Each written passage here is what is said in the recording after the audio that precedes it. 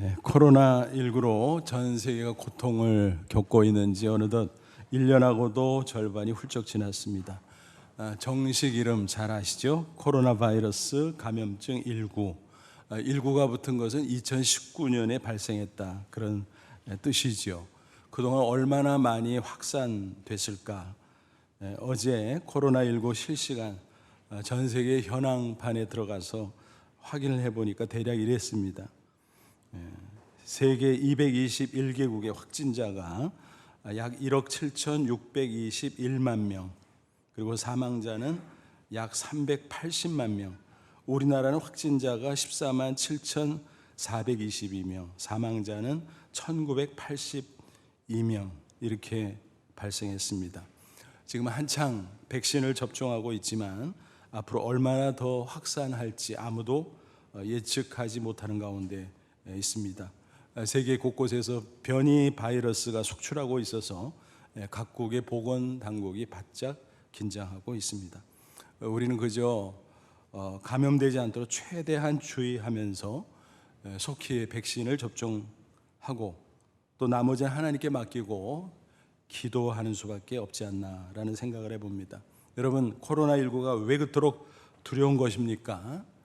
감염 때문이라고 생각합니다. 그냥 혼자 걸리고 혼자 앓는 것이라면 그것도 고통스럽지만 그래도 감내할 수는 있을 것 같습니다. 그런데 내가 감염되는 것도 고통스러운데 나를 통해서 다른 사람에게까지 감염된다? 그거 생각하면 생각할수록 두렵고 또 두려운 것입니다. 그런데 코로나19 같은 육신의 감염병도 심각하지만 그에 못지않게 마음속 감염병도 심각하다는 사실을 우리는 알아야 됩니다. 왜 그럴까요? 육신의 감염병도 고통을 주고 인생을 망칠 수 있겠습니다만 마음속 감염병 역시 치명적이라는 것입니다. 은밀하게 인생을 망가뜨리고 더 나아가 주위의 사람들에게까지 그것이 번져서 망칠 수 있다는 것입니다. 여러분 꼭 기억하시기 바랍니다. 인생의 승부는요, 현실 이전에 마음속에서 이미 판가름이 난다라는 것입니다. 잠언 4장 23절에 이런 말씀이 있잖아요. 모든 지킬 만한 것 중에 더욱 내 마음을 지키라.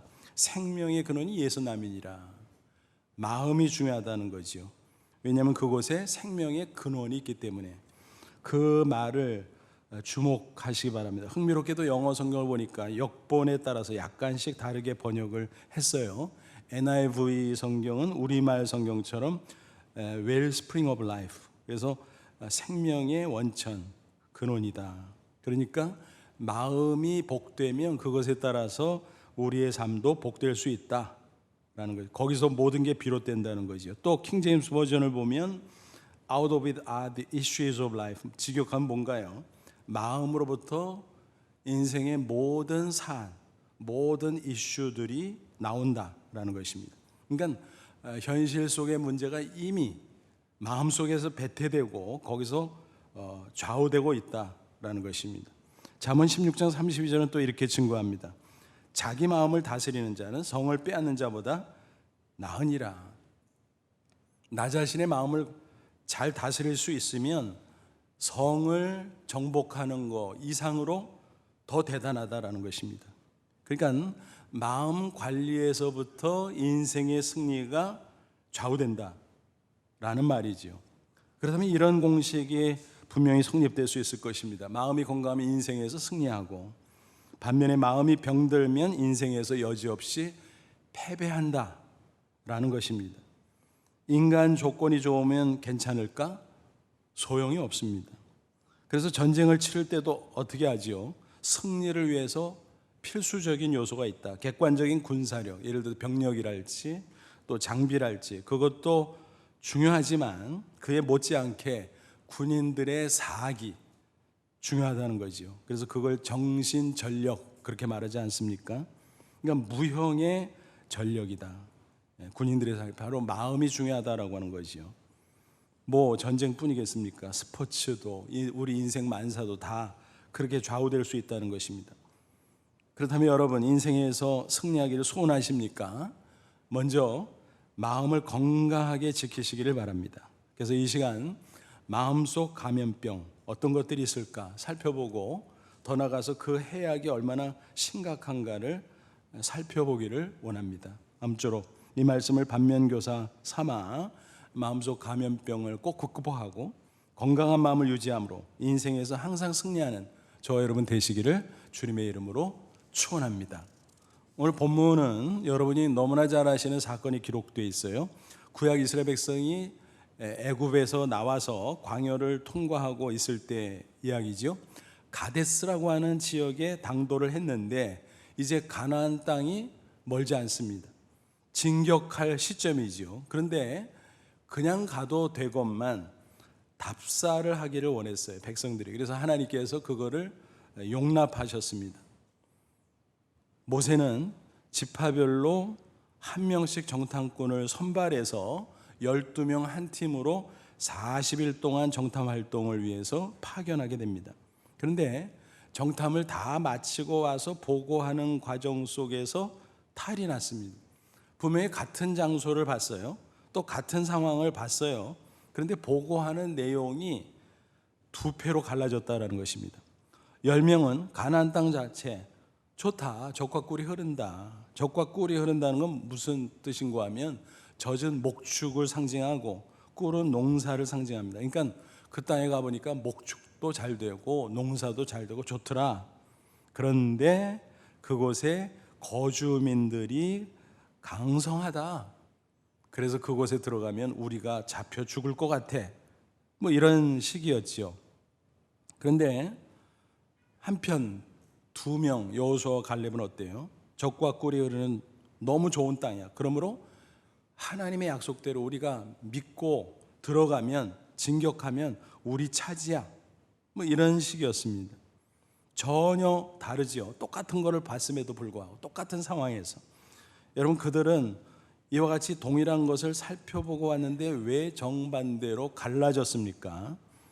2명의 마음은 건강했기 때문에, 그 반면 나머지 10명의 마음은 병들어 있었기 때문에 그랬다라는 사실입니다. 더더욱 안타까운 것은 양측의 보고를 들은 백성들의 반응입니다. 10명에게서 보고를 듣고 그들처럼 마음속 감염병에 전염되고 말았다라는 것입니다. 그래서 정탐꾼 10명 백성들, 그들이 온통 그 마음속 감염병으로 말미암아 난리가 난 것입니다. 그것이 얼마나 치명적이었는가 오늘 본문 그리고 그 다음을 쭉 살펴보면 충분히 확인할 수가 있습니다. 그럼 본문을 통해서 우리가 발견할 수 있는 마음속 감염병 어떤 것들이 있을까 보니까 4가지 정도로 추릴 수 있을 것 같아요. 불신앙이죠. 하나님을 믿노라 하지만 마치 하나님이 없는 것처럼 불신앙으로 가득했습니다. 또 부정 마인드, 안 된다는 겁니다. 또 공포, 두려움이죠. 그리고 원망하고 불평, 뭐 이런 등등이 그들의 마음속에 꽉 차 있었다는 것입니다. 10명 정탐꾼들이 보고하는 내용이 13장 25절에 쭉 기록이 돼 있죠. 객관적인 상황은 동일합니다. 샘플로 가져온 과일까지 보여주면서 가나안 땅은 젖과 꿀이 흐르는 땅이다. 이렇게 처음에는 순순히 보고를 했어요. 다만 거주민이 강하고 성읍이 견고하다. 그런 난점이 있기는 하다. 거기까지는 공통해요. 그런데 주관적인 해석과 판단이 10사람과 2사람으로 완전히 갈라졌다는 것입니다. 앞서 말씀드린 그대로지요. 그러면 10사람은 뭐라고 했죠?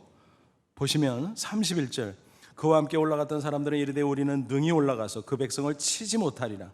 그들은 우리보다 강하니라. 여러분 어떻습니까? 그들의 마음속에는 하나님이 빠져 있어요. 그러니까 눈에 보이는 상황만 보고 자기들의 마음속에서 이렇게 저렇게 잘못 판단하고 있다는 것입니다. 그들은 불신앙의 모습을 보여주고 있습니다. 그러다 보니까 부정적이지 안 된다는 겁니다. 당연히 두렵죠. 야, 우리가 들어가면 우리 잡혀 죽임을 당할 거야. 가나안 땅 정복? 할 수 없어. 우리는 불가능해. 뭐 이런 식이었습니다. 이어서 32절 33절 보시면 이스라엘 자손 앞에서 그 정탐한 땅을 악평하여 이르되 나중에는 상황까지 왜곡을 시켜요. 그 땅을 악평했다 그랬어요. 우리가 두루 다니며 정탐한 땅은 그 거주민을 삼키는 땅이요 거기 살 데가 못돼, 이런 식이지요. 처음에는 좋았다 그랬잖아요. 거기서 본 모든 백성은 신장이 장대한 자들이며 거기서 네피림 후손인 아낙 자손의 거인들을 보았나니 우리는 스스로 보기에도 메뚜기 같으니 그들이 보기에도 그와 같았을 것이니라. 무슨 얘기예요? 그곳의 거주민이 장대해, 게다가 아낙 자손 같은 거인 족속까지 득실득실거려. 그들 앞에 우리는 마치 메뚜기 같았어. 아마 그들이 우리 보기에도 엄청 무시했을걸. 그러니까 스스로를 비하하면서까지 불가능하다고 주장을 하고 있는 것입니다. 이런 모습이 모든 백성들에게 급속도로 전염됨을 확인할 수 있습니다. 14장으로 넘어가서 1절, 온 회중이 소리를 높여 부르짖으며 백성이 밤새도록 통곡하였더라. 여러분, 얼마나 한심한 모습인가 한번 상상해 보세요. 여러분, 위급하다고 생각하면 뭐 해야 돼요? 하나님을 믿노라 하는 사람이라면 엎드려 기도부터 해야 되잖아요. 그런데 그들은 뭐예요? 철야 기도회를 해도 시원치 않은 상황에서 철야 통곡회를 하고 있어요. 울고 불고 땅을 치고 난리가 났어요. 그들의 마음은 어떻습니까? 불신앙으로 가득했어요. 부정 마인드, 두려움, 원망으로 가득했어요. 그래서 엉엉 울고불고 난리를 쳤다라는 것입니다. 여러분, 인간이 참 희한한 존재이기는 해요. 마음속에 죄성이 잠재하고 있기 때문에 정신을 차리지 않으면 자칫 나쁜 쪽으로 기울어질 수밖에 없습니다. 부정적이 됩니다. 그리고 그 나쁜 마음의 상태가 주변에까지 악영향으로 전염된다라고 하는 슬픈 사실입니다. 이스라엘 백성들은 심지어 어떻게 하지? 한술 더 떠서 지도자들 모세와 아론까지 원망을 해요. 왜 우리를 애굽에서 데리고 나왔어? 그것을 후회하고 있어요. 원망하고 있어요. 기가 막히지요. 여러분, 그들이 애굽에 있을 때 어땠어요? 울고불고 매일 한탄하면서 하나님 앞에 기도했잖아요. 하나님은 언제나 우리를 이 애굽의 압제에서 해방시켜 줄 겁니까? 빨리요, 빨리요. 그래서 출애굽이 이루어졌잖아요. 근데 그걸 뒤집고 후회하고 원망을 하다니 기가 막히죠.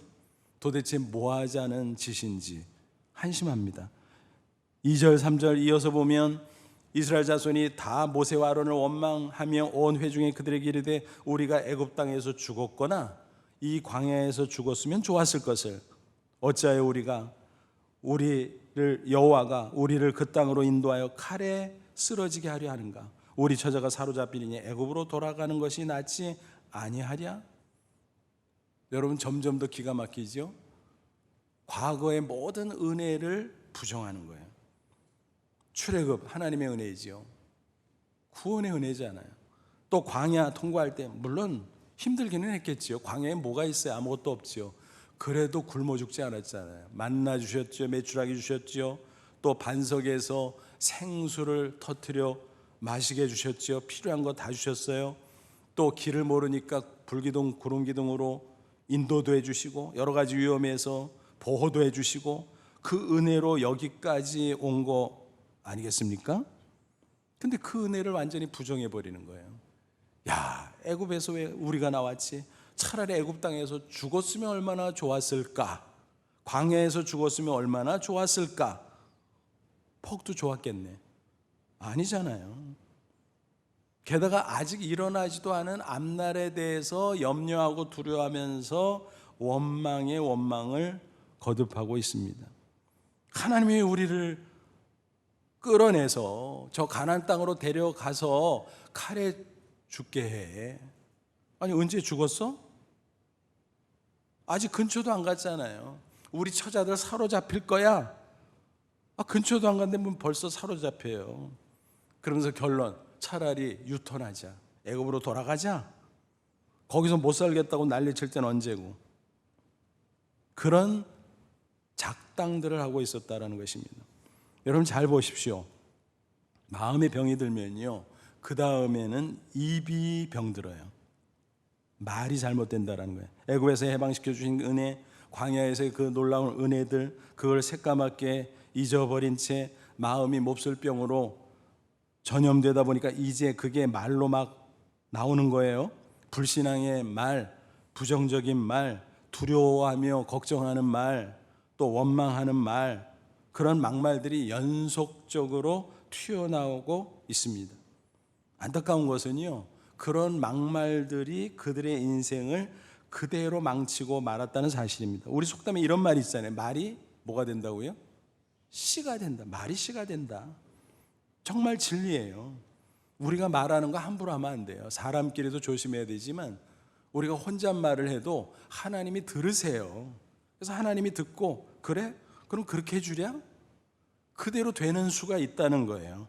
성경에도 비슷한 말씀이 나와요. 잠언 13장 2절, 사람은 입의 열매로 인하여 복록을 누리거니와 마음이 괴사한 자는 강포를 당하느니라. 무슨 얘기예요? 사람이 입이 복돼야 된다는 거예요.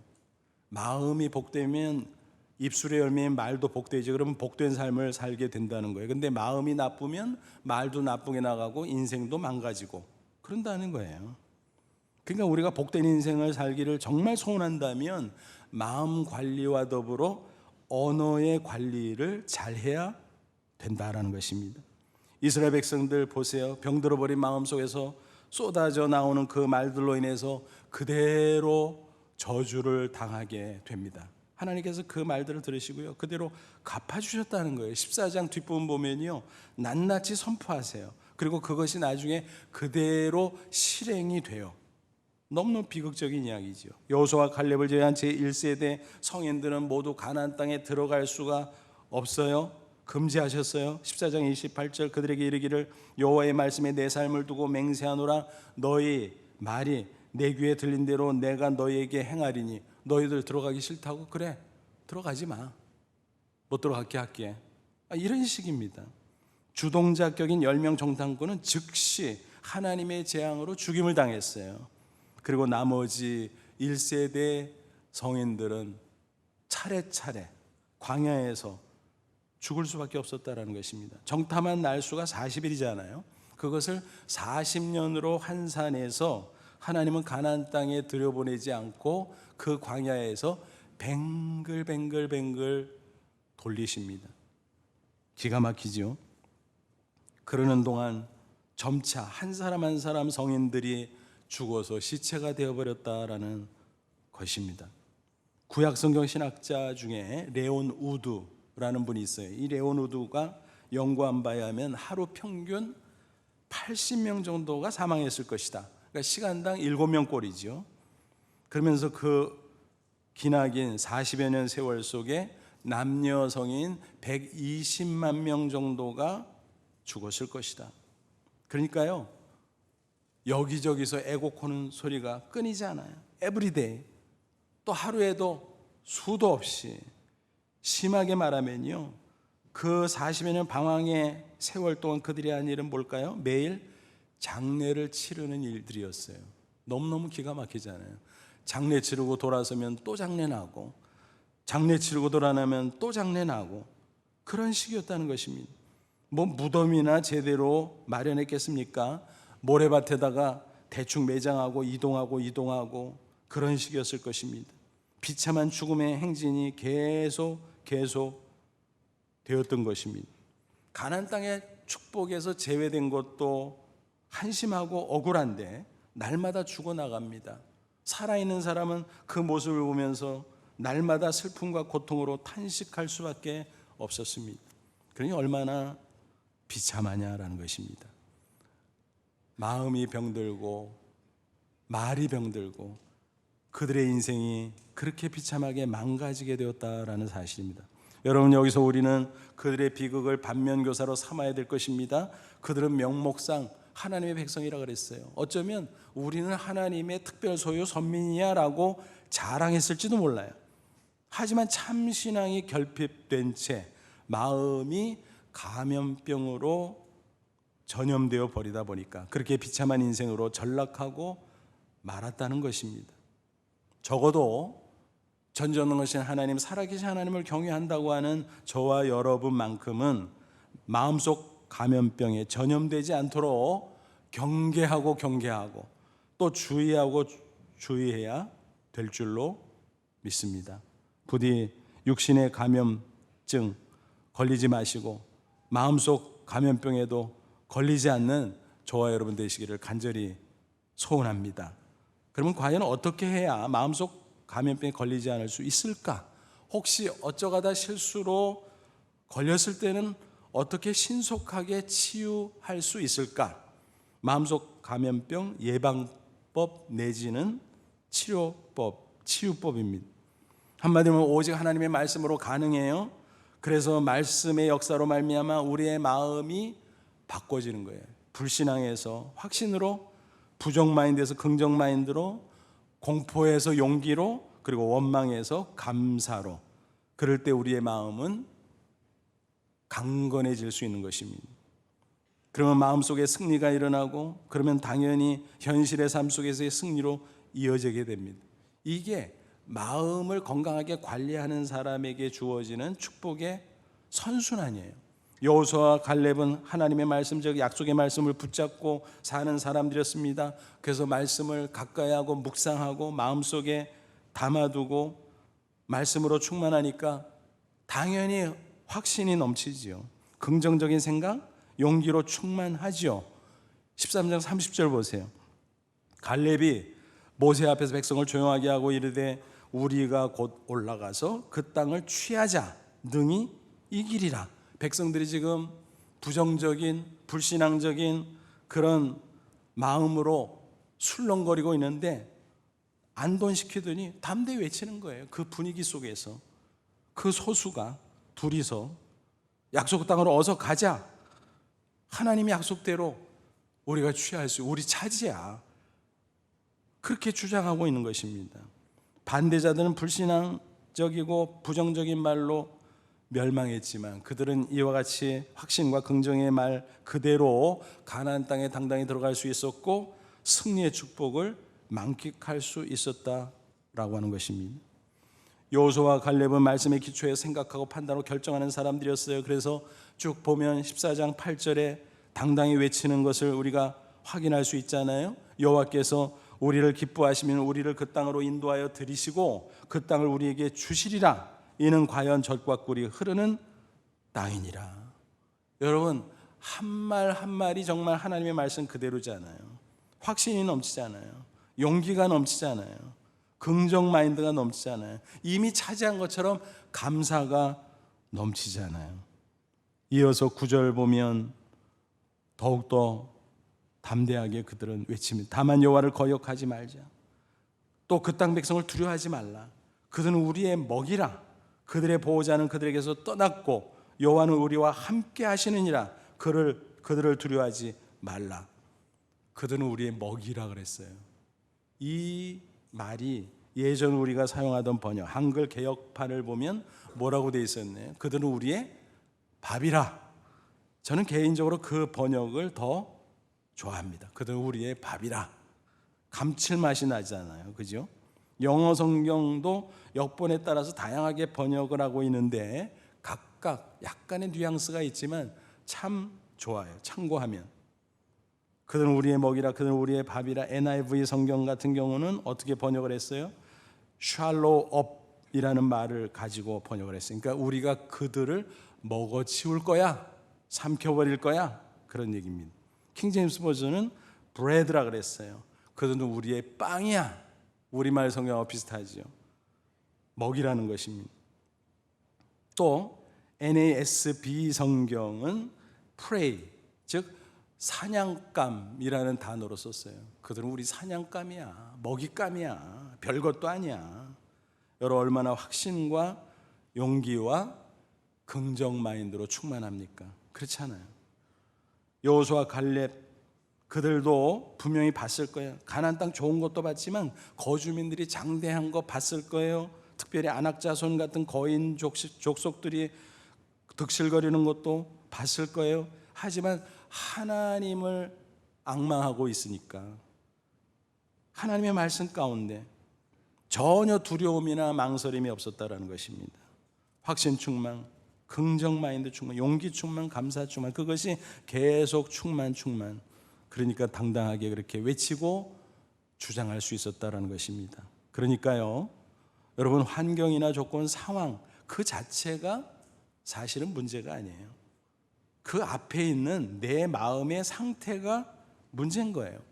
내가 하나님의 말씀으로 충만하면 마음이 건강해져요. 그래서 어떤 상황에서도 당당히 승리할 수 있어요. 세상 사람들이 구사하는 마인드 컨트롤 혹은 적극적 사고방식, 포지티브 띵킹 그런 거는요 전혀 차원이 다른 얘기예요. 마인드 컨트롤, 적극적 사고 이런 것들이 문자 그대로 자기 마음으로 스스로 컨트롤하고 애써 보는 거예요. 의지적으로. 그러다 보니까 어느 정도까지는 괜찮지요. 잘 되는 것 같죠. 근데 점점점 환경 조건 상황이 악화되다 보면 어느 순간에는 여지없이 한계를 맞이하고 흔들려 버립니다. 무너져 버립니다. 하지만 하나님의 말씀으로 충만해서 마음이 건강해진 사람은 스스로의 의지적인 힘으로 버티는 것이 아니라 하나님의 말씀이 마음을 꽉 붙잡아 주는 것이기 때문에 결코 흔들리지 않아요. 당연히 무너지지도 않습니다. 고난과 역경의 상황 가운데서 두려워하지 않고 여호수아 갈렙처럼 승리할 수 있다는 사실을 꼭 믿으시기를 바랍니다. 여러분 성경 인물들을 보세요. 공식이에요. 공식. 하나님 말씀 충만, 건강한 마음. 그래서 마음에서 승리하면 인생의 현실 속에서도 승리. 공식인 거예요.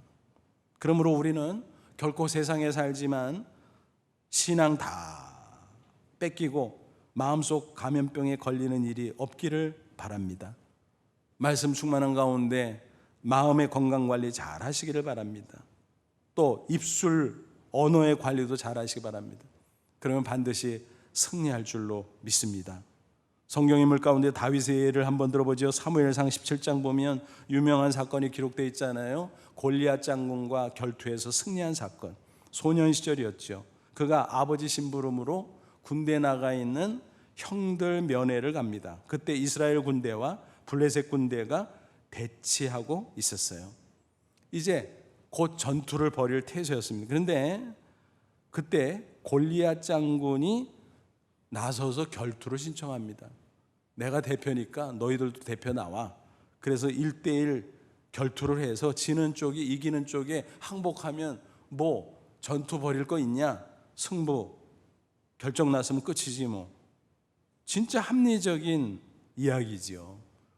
전쟁을 안 하면 더 좋지만 전투가 벌어지는 그런 상황 속에서 사실은 아주 합리적인 제안을 한 거예요.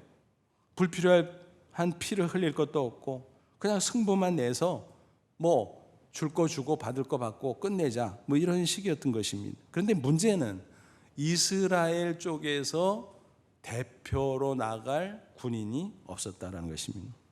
그도 그럴 것이 구척장군 골리앗 그 모습 앞에 기가 질려버린 거예요. 게다가 부관까지 앞에 있어요. 또 이것저것 무장했어요. 그러니까 그 구척장군 무장까지 중무장을 한 그 골리앗을 어떻게 이겨요, 인간적으로. 그 앞에 기가 죽어서 벌벌 떨고 있었습니다. 근데 바로 그 시각에, 그 타이밍에 소년 다윗이 현장에 딱 도착했던 것입니다. 그는 분개했습니다. 어떻게 아무리 기골이 장대해도 그렇지 전능하신 하나님, 살아계신 하나님을 믿노라 하는 이스라엘 가운데 저 골리앗과 대결할 자가 없어? 그렇다면 내가 나서야지. 그는 의분이 났습니다. 그래서 당당하게 나섭니다. 근데 그 외모를 보니까 어때요?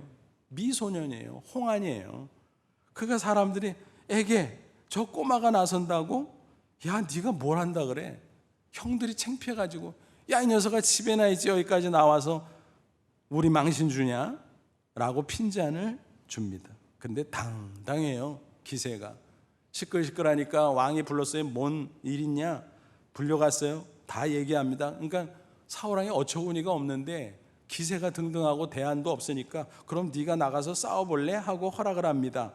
근데 못 믿어서 갑옷도 주고 무기도 주고 그 사이즈가 맞아요? 안 맞지? 그러니까 에이 하고 그냥 다 벗어버리고 던져버리고 보통 때 모습으로 맨몸으로 물매 그리고 돌멩이 몇 개 가지고 갑니다. 그 구척장군 중무장한 골리앗을 향해서 어처구니가 없죠, 인간적으로. 그런데 당당해요. 왜 그랬을까요? 그는 늘 하나님의 말씀을 묵상하는 사람이었거든요. 그가 목동을 하면서도 들판에서 늘 하나님의 말씀을 읽고 묵상하고 또 외우고 그랬습니다. 또 시를 지으면서 하나님께 말씀으로 영광 돌리고, 얼마나 놀라운 신앙생활을 했는지 몰라요. 그러니까 그의 마음 속에는 말씀이 충만하고, 그러니까 마음이 건강하지요. 확신이 넘쳤고, 긍정 마인드가 넘치고, 용기가 넘치고, 감사가 넘치고. 그가 외치는 소리를 들어보면 알잖아요. 사무엘상 17장 45절, 다윗이 블레셋 사람에게 이르되 너는 칼과 창과 단창으로 내게 나오거니와 나는 만군의 여호와의 이름 곧 내가 모욕하는 이스라엘 군대 하나님의 이름으로 내게 나아가노라. 맞붙자 이거예요. 전혀 기죽지 않습니다. 결국 어떡합니까? 돌멩이 한 방으로 끝내요. 던져버렸는데 골리앗의 이마에 정통으로 탁 맞아가지고 꽈당 넘어져요. 쫓아가서 자기는 칼 없으니까 골리앗 칼을 빼서 처치를 해버립니다. 얼마나 통쾌한 장면입니까? 그래서 승리했다는 것입니다. 이미 다윗은 마음속에서 승리했던 거예요. 그 결과가 현실에 나타났을 뿐이에요. 어느 신학자가 이 성경 본문을 읽다가 상상을 해봤어요. 그래서 이런 이야기를 책에 남겼습니다. 그때 이스라엘 군인들하고 다윗하고 티격태격 했을 거 아니에요. 되니 안 되니. 그때 뭐라고 대화를 나눴을까? 아마 이스라엘 군인들은 이렇게 말했을 거다. 골리앗이 너무 커서 못 맞히겠어. 영어로 말하면 too big to hit. 그러니까 다윗이 무슨 소리야. 골리앗이 너무 커서 빗나갈 수 없겠어. 그렇잖아요. too big to miss. 영어로 딱 떨어지죠. 얼마나 놀라운 일입니까? 그러니까 환경 조건, 눈앞의 상황, 그거는 똑같아도 그것을 대하는 마음의 상태, 그게 다를 수 있고 그것에 승부가 갈린다라는 것입니다. 그래서 마음의 건강을 관리하는 것이 중요합니다. 거듭거듭 말씀을 드리고 있는 것입니다. 그와 같은 마음 자세를 가지고 있었던 다윗이었기에 소년 시절 사자와 곰을 물리칠 수 있었고, 골리앗을 해칠 수 있었고, 사울의 그 호된 핍박을 극복할 수 있었고, 또 생애 내내 닥쳐왔던 온갖 고난과 역경도 당당하게 이기고 승리할 수 있었다는 이야기입니다. 그래서 저는 여러분께 부탁을 드립니다. 하나님의 말씀을 늘 가까이 하고 묵상하시기 바랍니다. 그리고 할 수 있으면 그 중에서 요절을 빼서 암송하시기 바랍니다. 아이고 외워져요? 나이가 먹어서 그런 분이 있겠죠. 저도 그래요 사실은. 그런데요 외워져요. 보니까 오래전 이야기나만 천국 가신 권사님 생각이 나네요. 거의 100세가 가까웠을 때 한 번은 신방을 간 적이 있는데 어떻게 대화하다가 성경 외우시는 그런 이야기를 하시더라고요. 그래서 권사님 죄송한데 한번 암송해 보실래요? 그랬더니 줄줄줄줄줄 외우시는 거예요. 너무 제가 흥미로워가지고 실례지만 제가 잠깐 찍어도 돼요? 그러고 동영상으로 남겨놓은 게 아직도 제 휴대폰에 있습니다. 어떻게 하다가 그거 이렇게 보면 참 너무 참 이 어르신 대단하다. 지금도 그런 생각을 종종 할 때가 있습니다. 그래서 제가 여쭸어요. 그거 젊을 때 다 외워놓으신 거예요? 그랬더니 그런 것도 많은데 요즘에 새로 외우는 것도 있어요. 그래서 아이고 그거 외워져요? 권사님? 그랬더니 안 외워지지 그러더라고요. 근데 어떻게 외워요? 그랬더니 계속 외워질 때까지 하는 거지. 여러분 그게 정답이에요. 외워질 때까지 하면 젊을 때보다 더 많이 읽어야 되겠지만 외워지기는 외워진다라는 것입니다. 여러분 성경을 묵상하고 암송까지 하는 게 어떤가? 파워풀합니다. 그 말씀이 우리 속에 충만하고 그 말씀이 우리의 마음을 사로잡는 것입니다. 그래서 확신이 넘치고 긍정 마인드가 넘치고 용기가 넘치고 감사에 넘치고 그렇게 마음이 건강해지면요 마음 승리 그것이 곧 인생 승리로 연결된다는 사실을 잊지 마시기 바랍니다.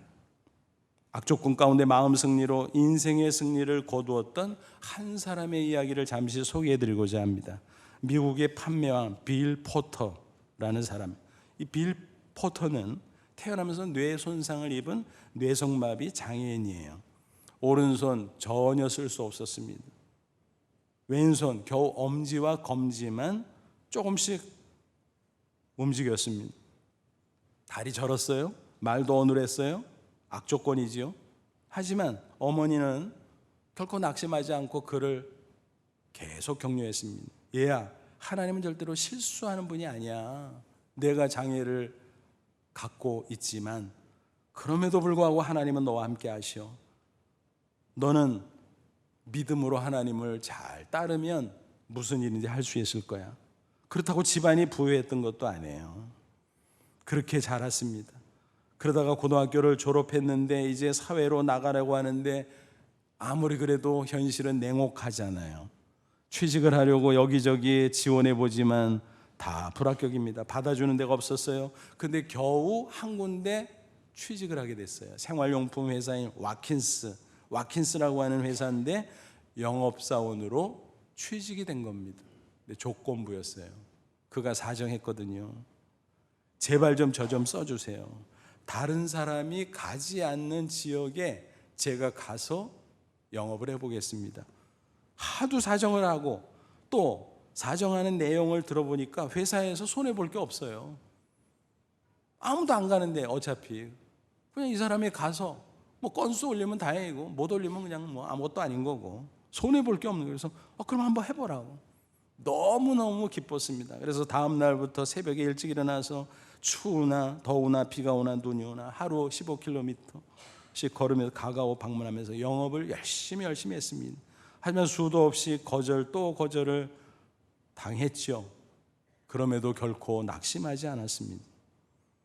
점심때는 허기를 달래기 위해서 식당에는 갈 수 없고 길 한 모퉁이에 쭈그리고 앉아서 어머니가 싸준 점심 샌드위치를 먹는데 그것이 힘이 됐어요.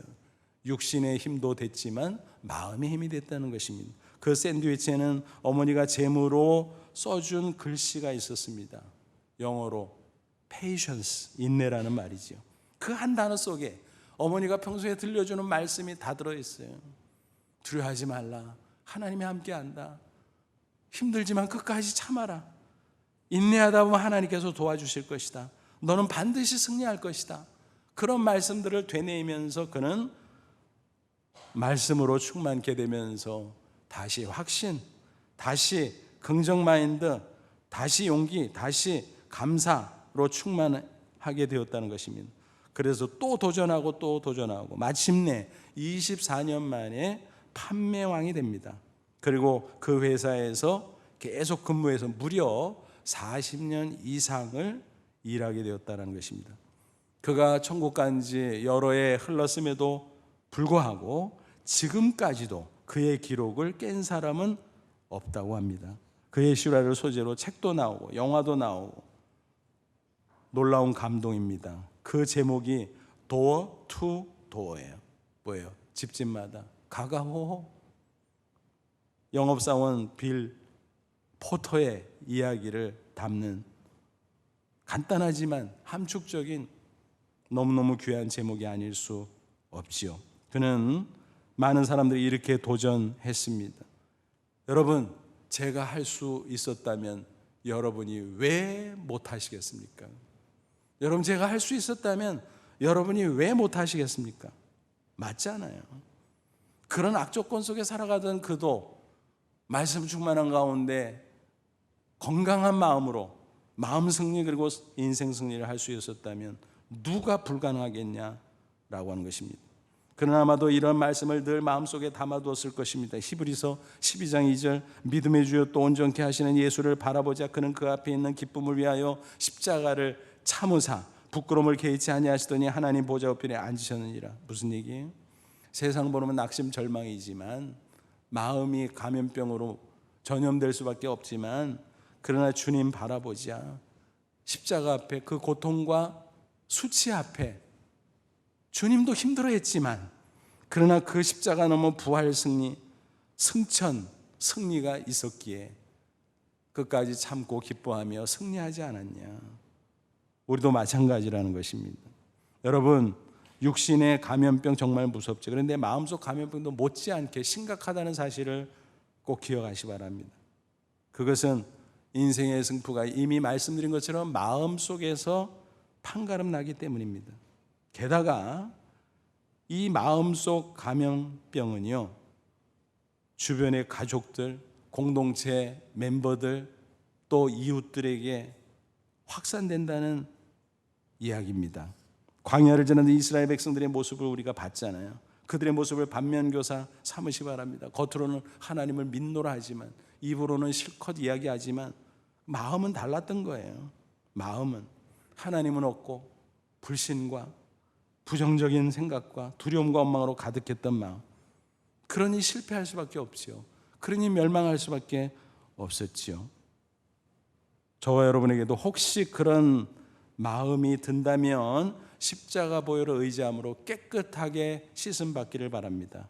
그리고 늘 말씀을 묵상하고 암송함으로 마음 건강 관리를 잘 하시기를 바랍니다.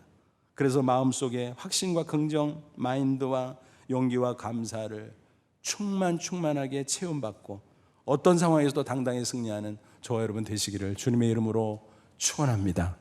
기도하겠습니다. 이 말씀 붙잡고 기도하지. 하나님, 그렇습니다. 전능하신 하나님, 나의 아버지라고 부르면서도 세상 바라다가 낙심절망하고 마음속 감염병으로 실패를 거듭했던 우리를 용서하시고 이제 말씀 충만한 가운데 마음을 지키고 어떤 상황 속에서도 당당히 승리하게 하옵소서. 주님 말씀으로 붙잡아 주옵소서. 우리 다 같이 간절한 마음으로 기도합니다. 하나님 아버지, 은혜를 진심으로 감사합니다. 이 시간 주의 말씀으로 권고하시고 가르쳐 주니 감사합니다. 그렇습니다. 마음속 감염병으로 실패를 거듭했던 불쌍한 저희를 용서하시고 늘 말씀 충만한 가운데 용기 백배하게 하시고 확신과 긍정 마인드와 또 감사로 충만하게 하옵소서.